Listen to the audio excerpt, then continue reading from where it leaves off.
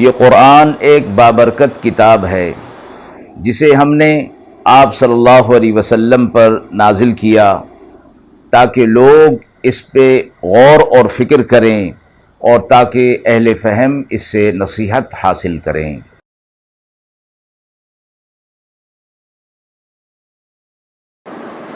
بسم اللہ الرحمن الرحیم۔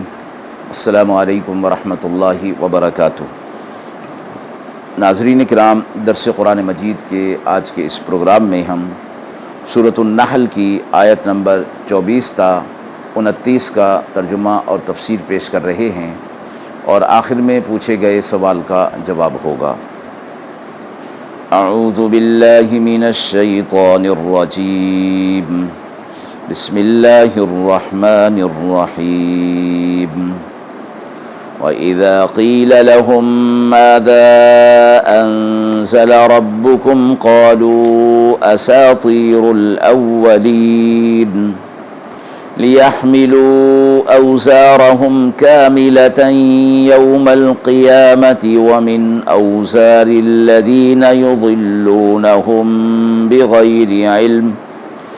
أَلَا سَاءَ مَا يَزِرُونَ۔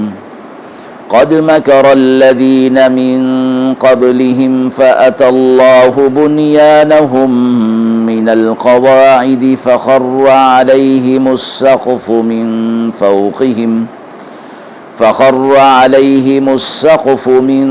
فوقهم وأتاهم العذاب من حيث لا يشعرون۔ ثم يوم القيامة يخزيهم ويقول أين شركائي الذين كنتم تشاقون فيهم قال الذين أوتوا العلم إن الخزي اليوم والسوء على الكافرين الذين تتوفاهم الملائكة ظالمي أنفسهم فألقوا السلم ما كنا نعمل من سوء بلى إن الله عليم بما كنتم تعملون فادخلوا أبواب جہنم خالدین فیہا فلبئس مثوى المتکبرین۔ آیات مبارکہ کا ترجمہ ملاحظہ فرمائیں۔ اور جب کہا جاتا ہے ان سے کہ کیا نازل کیا تمہارے رب نے، تو کہتے ہیں کہ پہلے لوگوں کی کہانیاں ہیں تاکہ اٹھائیں بوجھ اپنے پورے قیامت کے دن، اور کچھ بوجھ ان کے جنہیں وہ بہکایا کرتے تھے بغیر علم کے۔ برا بوجھ ہے جو اٹھاتے ہیں، بے شک دغا بازی کر چکے ہیں جو ان سے پہلے تھے۔ پھر حکم پہنچا اللہ کا ان کی عمارت پر بنیادوں سے، پھر گر پڑی ان پر چھت اوپر سے، اور آیا ان پر عذاب جہاں سے ان کو خبر بھی نہ تھی۔ پھر قیامت کے دن اللہ انہیں رسوا کرے گا اور کہے گا کہاں ہیں میرے شریک جن پر تمہیں بڑی ضد تھی؟ بولیں گے جن کو دی گئی تھی خبر، بے شک رسوائی آج کے دن اور برائی کافروں پر ہے جن کی جان فرشتے نکالتے ہیں اور وہ برا کر رہے ہیں اپنے حق میں۔ تب ظاہر کریں گے اطاعت کہ ہم تو کرتے نہ تھے کچھ برائی، کیوں نہیں اللہ خوب جانتا ہے جو کچھ تم کرتے تھے۔ سو جہنم کے دروازوں میں داخل ہو جاؤ اور اس میں ہمیشہ رہو، کیسا برا ٹھکانہ ہے غرور اور تکبر کرنے والوں کا۔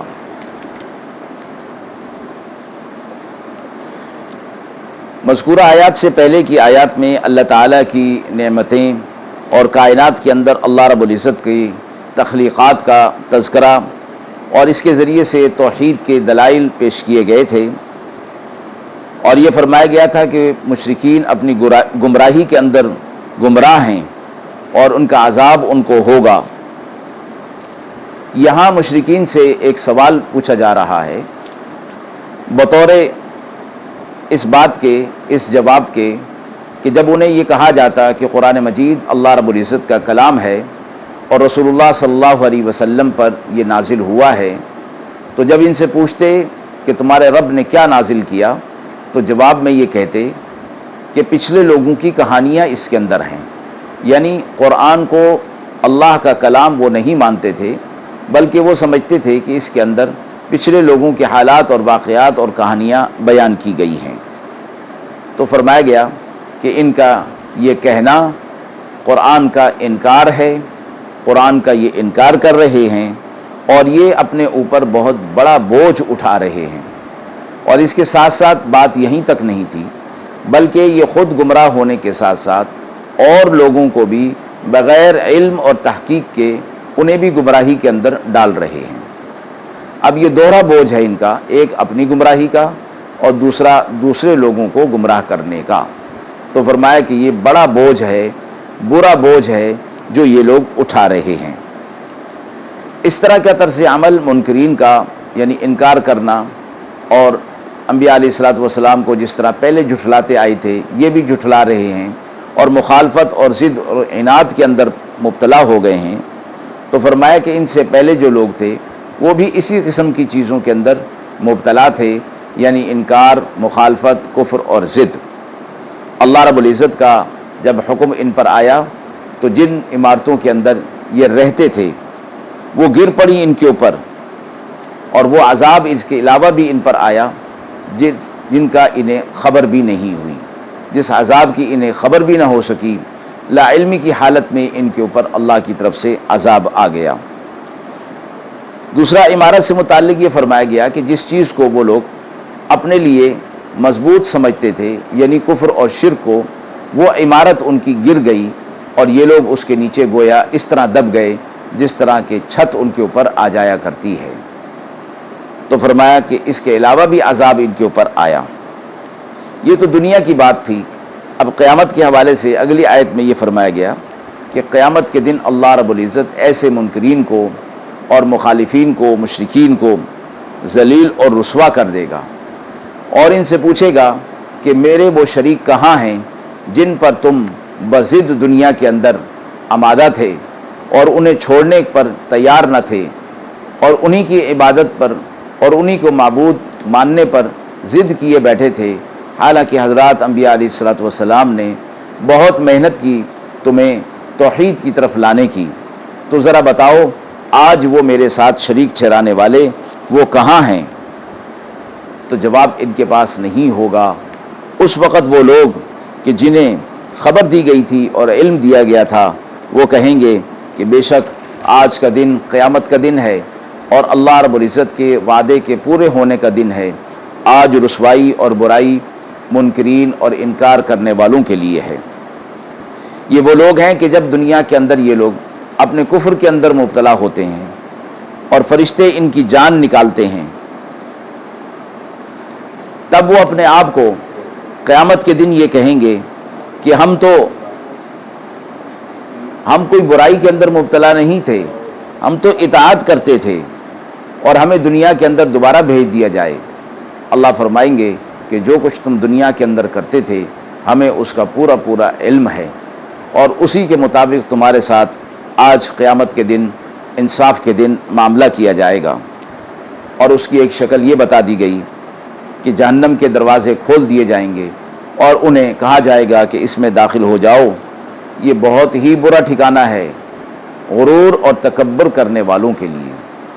اور یہ غرور اور تکبر کرنے والے، کفر کرنے والے منکرین اور مشرکین تھے کہ اللہ کے حکم کے مقابلے میں اپنے آباء و اجداد کے طریقے کو یہ بہتر سمجھتے تھے،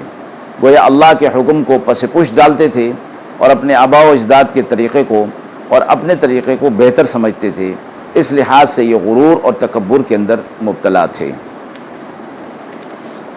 آیت کے حوالے سے سوال پوچھا گیا ہے کہ منکرین قرآن کو کیا قرار دیتے تھے اور اللہ نے اس کا نتیجہ کیا فرمایا ہے۔ جیسے کہ ترجمہ اور تفسیر کے اندر یہ بات بتائی گئی کہ منکرین قرآن مجید کو اللہ کا کلام تسلیم نہیں کرتے تھے